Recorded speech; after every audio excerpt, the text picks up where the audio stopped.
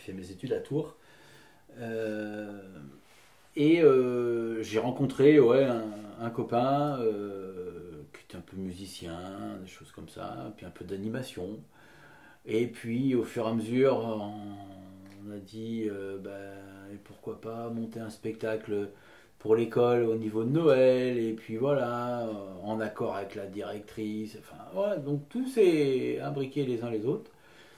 Et puis après, on a commencé à faire des soirées, de chanter, de mixer. Et nous voilà à un moment officiellement animateur de karaoké à l'époque dans des bars, dans des trucs.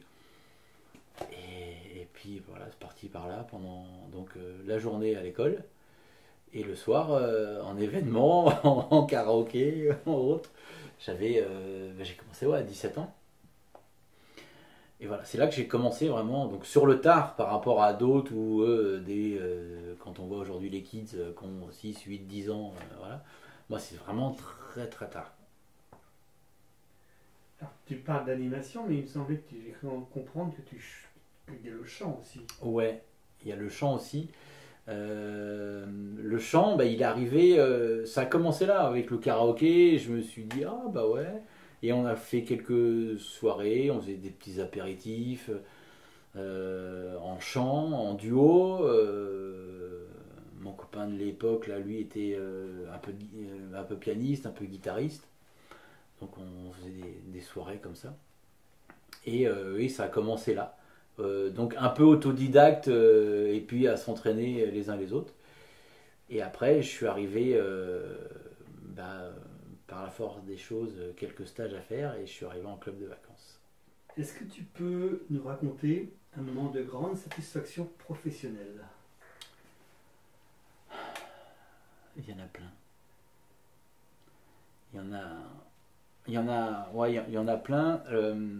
La première réussie, et donc la première du spectacle que j'avais créé avec avec mes amis, avec d'autres artistes, d'autres animateurs en 2003. Et quand on a bossé, et que à la première salle comble, mais comble, et que au final on est tous là et la salle est debout, euh, je me revois encore, je me dis waouh, putain on l'a fait. Et ouais, ça c'est une sacrée satisfaction professionnelle.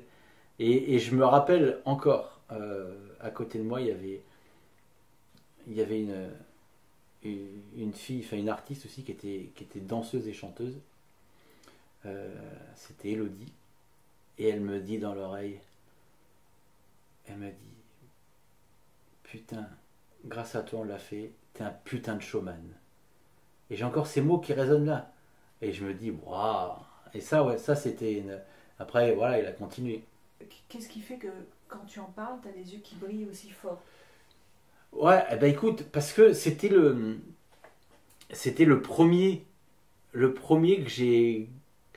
que j'ai ouais, créé, mis en scène quasi tout seul.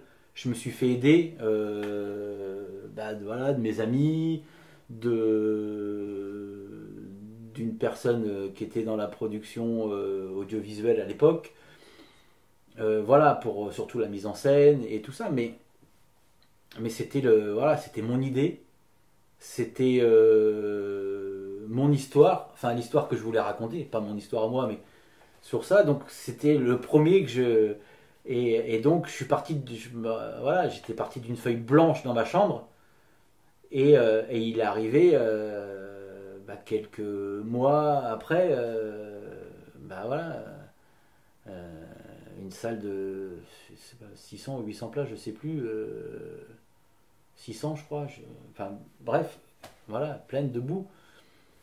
Donc voilà, c'était ouais, c'est une satisfaction personnelle.